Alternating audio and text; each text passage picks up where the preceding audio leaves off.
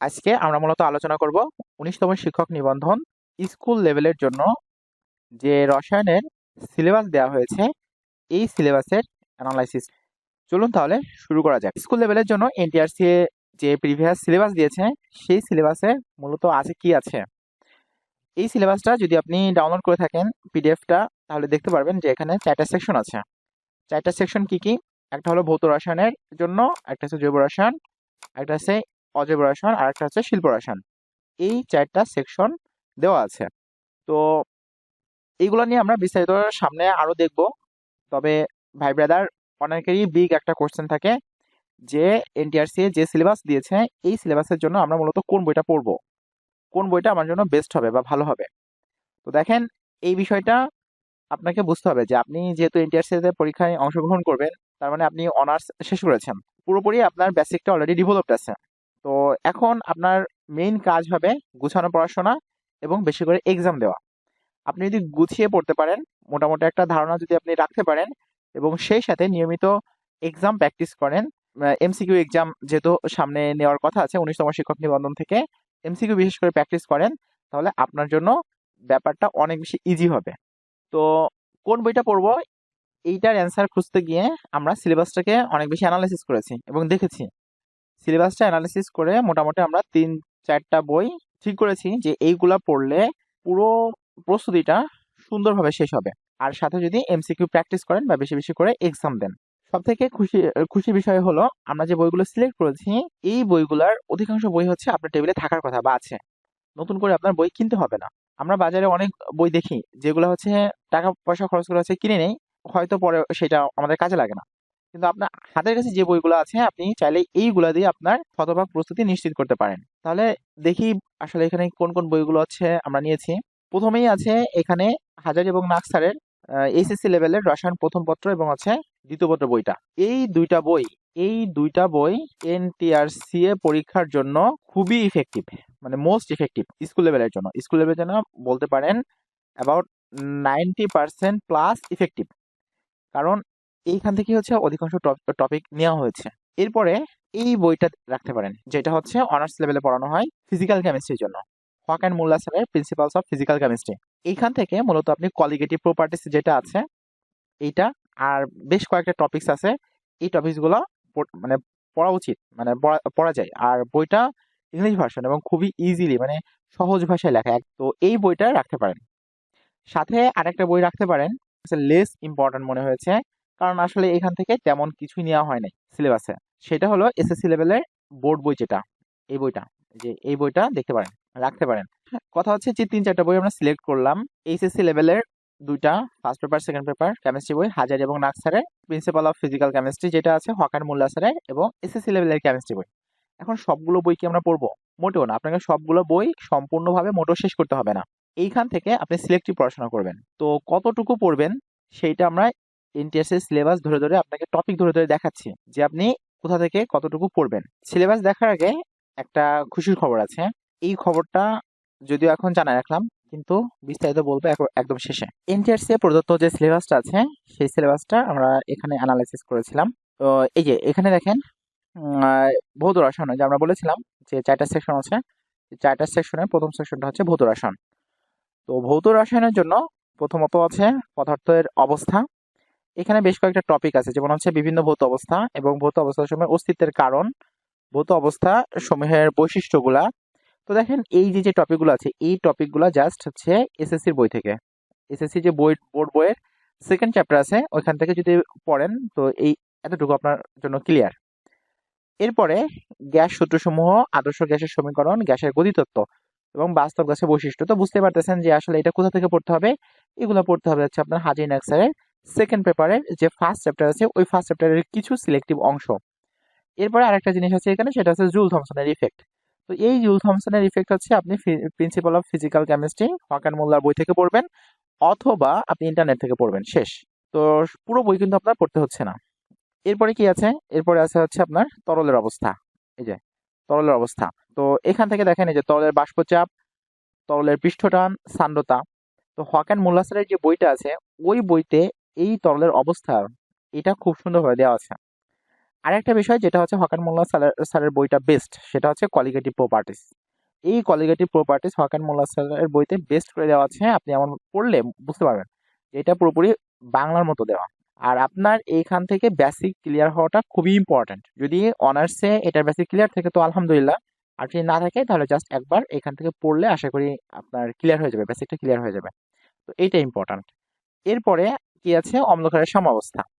তো অম্লক্ষার মানে acid base যেগুলো আছে, তো অ্যাসিড বেসের জন্য তো বুঝতে পারতেছেন যে সেকেন্ড হাজার স্যারের সেকেন্ড পার্ট যে বইটা আছে, এই বইতে ফার্স্ট পেপারের একেবারে লাস্টে অ্যাসিড এবং বেস নিয়ে অনেক কিছু লেখা আছে। হ্যাঁ, আর হচ্ছে পিএইচ যেটা আছে, এটার জন্য পিএইচ বাফার সলিউশন এবং বাফার অ্যাকশন, এটার জন্য আপনাকে চাইতে হবে হচ্ছে ফার্স্ট পেপারে।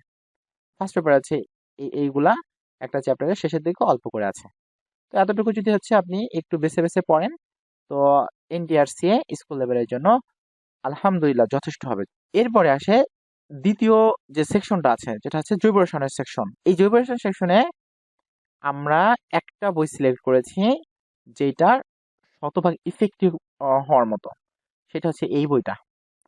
হাজারি নাকসারের ওল্ড ভার্সন যে বইটা আছে, ওই বইটাতে জৈব রসায়ন বা অর্গানিক কেমিস্ট্রি এত সুন্দর করে দেওয়া, আপনি যদি পুরো বই মানে পুরোটুকু পড়তে পারেন, এই জৈব রসায়ন নিয়ে আশা করি প্রবলেম ফেস করবেন না, সবগুলো আপনার কাছে ক্লিয়ার হয়ে যাবে ইনশাআল্লাহ। এরপরে আসি ইনঅর্গানিকে, অজৈব রসায়ন। তো অজৈব রসায়নের জন্য এই যে পরমাণুর গঠন, রাসায়নিক বন্ধন, পিরিয়ডিক টেবিল। তো পিরিয়ডিক টেবিল হচ্ছে আমরা পর্যায়বৃত্ত ধর্ম কোথায় পড়ছি, এগুলো পড়ে আসছে হচ্ছে এইচএসসি লেভেলের যে কেমিস্ট্রি ফার্স্ট পেপার বই আছে হাজারি এবং নাকসারের। রাসায়নিক বন্ধন কোথায় পড়ছি, এইচএসসি তে পড়ছি। পরমাণুর গঠন কোথায় পড়ছি, রাদারফোর্ড, এই যে রাদারফোর্ড পরমাণু মডেল, বোর পরমাণু মডেল কোথায় পড়ছি। এই সবগুলো হচ্ছে আমরা এইচএসসি লেভেলের যে ফার্স্ট পার্ট আছে হাজারি এবং নাকসার, এখান থেকে পড়ে আসছে। তো এইগুলাই সিম্পল, এইগুলাই আর কিছু না। তো আপনাকে নতুন করে বই কেনার কোনো প্রয়োজন নাই, আপনি জাস্ট এইগুলা শুধু রিভিশন দিবেন, আর সাথে একটা কাজ করবেন, সেটা হচ্ছে এমসিকিউ প্র্যাকটিস করবেন, বেশি বেশি করে পরীক্ষা দিবেন। আর একটা এখানে আছে, সেটা হচ্ছে জটিল যৌগ। এই জটিল যৌগ মানে জটিল যৌগ বা কমপ্লেক্স কম্পাউন্ড, এইটার মধ্যে একটা জিনিস আছে, সেটা হচ্ছে কোঅর্ডিনেশন নাম্বার। তো এটার জন্য মোটামুটি ভাবে দুইটা জিনিস করতে পারেন। একটা হচ্ছে হাদিন আনসারের প্রথম বইতে কোঅর্ডিনেশন নাম্বার এবং কমপ্লেক্স কম্পাউন্ড নিয়ে অল্প কিছু ধারণা দেওয়া আছে, তবে দেওয়া আছে। এটুকে আপনার যদি পুরোপুরি ভালোভাবে বুঝতে পারেন আলহামদুলিল্লাহ এনাফ। আর যদি এইখান থেকে আপনার কাছে যথেষ্ট মনে না হয়, আরেকটা বই অ্যাড করতে পারেন, সেটা হচ্ছে advance inorganic chemistry fifth edition. এটা হচ্ছে উইলকিনসনের লেখা। এই বইটার পিডিএফও পাওয়া যায়, এই বইটার পিডিএফে পাওয়া যায়। আপনি চাইলে এখান থেকে কোঅর্ডিনেশন কেমিস্ট্রির চ্যাপ্টারটা প্রিন্ট দিয়ে অথবা পিডিএফ, যেটা আপনার পড়তে স্বাচ্ছন্দ্য বোধ হয়, এইখান থেকে জাস্ট এতটুকু দেখে নিতে পারেন। এরপরে তেজস্ক্রিয়তা আছে ইনঅর্গানিক কেমিস্ট্রির মধ্যে। তেজস্ক্রিয়তা, এই তেজস্ক্রিয়তা আমরা কেমিস্ট্রি বই থেকে পড়বো না, এই তেজস্ক্রিয়তা পড়বো হচ্ছে আমরা ফিজিক্স বই থেকে। আমি রিসার্চের বই আছে এখানে, ওল্ড বইটা যদি কারোর কাছে থাকে সেখানে সম্ভবত ইলেভেন্থ চ্যাপ্টারে রেডিও অ্যাক্টিভিটি বা তেজস্ক্রিয়তা নিয়ে কিছু ল মানে সূত্র আছে, ল আছে, কিছু ডিসকাশন আছে, আইসোটোপের ব্যবহার আছে। তো অতটুকু যদি আমরা পড়ি এনাফ, আর লাগবে না, এতটুকুই। এরপরে যে চতুর্থ সেকশনটার কথা বলেছিলাম, শিল্প রসায়ন বা ইন্ডাস্ট্রিয়াল কেমিস্ট্রি, এইটার জন্য আপনাকে একটু ঘাটাঘাটি করে পড়াশোনা করতে হবে। সেটা হলো কি, এই যে ফার্স্ট পেপার থেকে আছে, আপনি দেখবেন যে লাস্টের দিকে এইচএসসি লেভেলে যে দুটো বই আছে না, এই বই লাস্টের চ্যাপ্টার দিকে যে সাবান বানানো আছে, তেল চর্বি দিয়ে হচ্ছে আপনার মোম, হ্যাঁ, তারপর হচ্ছে কয়লা আছে, পেট্রোলিয়াম আছে, এই যে কয়লা কোথায় কি কি আছে, হ্যাঁ, পিট কয়লা, বিটুমিনাস, এই সবগুলো হচ্ছে কিন্তু আপনার এইচএসসি বইতে দেওয়া আছে। যে ইউরিয়া সার কিভাবে বানাবেন, টিএসপি কিভাবে বানাবেন, এগুলো দেওয়া আছে। সাথে আরেকটা, যদি হচ্ছে আরো বেশি কিছু জানতে চান বা আরো বেশি করে একটু পড়তে চান, সেই ক্ষেত্রে বিকে শর্মার বইটা অ্যাড করতে পারেন, ইন্ডাস্ট্রিয়াল কেমিস্ট্রি। এটার পিডিএফ সম্ভবত অনলাইনে অ্যাভেলেবেল আছে। আর একটা আছে পলিমার কেমিস্ট্রি। এই পলিমার কেমিস্ট্রির জন্য এইচএসসি লেভেলের হাজানি এক্সারের সেকেন্ড পার্ট, ওল্ড বই যেটা আছে, ওল্ড বইটা লাগবে। এই যে পলিস্টাইরিন, পিভিসি, পলিস্টাইরিন, সিলিকন, এই জিনিসগুলোর জন্য আপনাকে ওল্ড বুকটা অবশ্যই কালেক্ট করতে হবে। ফার্মাসিউটিক্যাল রসায়ন, এইটার জন্য কিছু কিছু জিনিস আছে, যেমন হচ্ছে আরএনএ ডিএনএ পরিচয়, জীবন রক্ষা এবং এদের ভূমিকা, আর কিছু ঔষধের পরিচয়।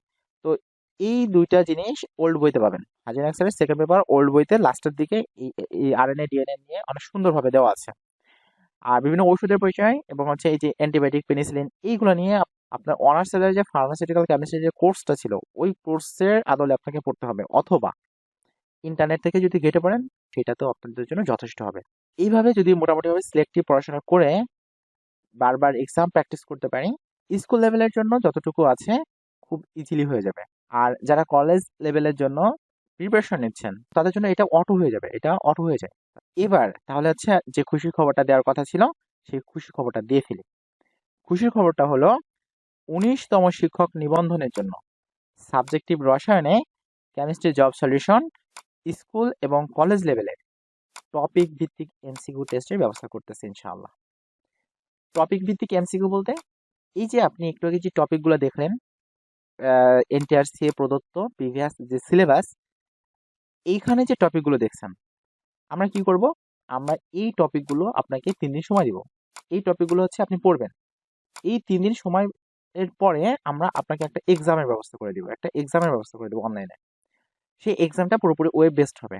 আমরা ওয়েবসাইটে দিয়ে দিব এক্সাম, এক্সামের কোশ্চেন। আপনি সেখান থেকে টাইম ধরে ধরে এই 3 দিন মনে করেন, এই 3 দিন আপনাকে মনে করেন পদার্থের অবস্থা বা পরিবর্তন এই টপিকটা দেওয়া হলো, ওইটার আন্ডারে যতগুলো টপিক আছে আপনি সবগুলো পড়ে ফেলবেন। পড়ার পরে আপনি এখানে এসে এক্সামটা দিবেন। তো টপিক ভিত্তিক এমসিকিউ টেস্ট হচ্ছে আপনার কেমিস্ট্রি জব সলিউশন 19তম শিক্ষক নিবন্ধন রসায়নের জন্য আয়োজন করতেছে ইনশাআল্লাহ। এবং এটার বিস্তারিত আপনারা কিভাবে রেজিস্ট্রেশন করবেন, কিভাবে হচ্ছে এক্সাম দিবেন, সবকিছু হচ্ছে আমরা বিস্তারিত সামনে কোনো একটা ভিডিওতে আলোচনা করে দেবো ইনশাআল্লাহ।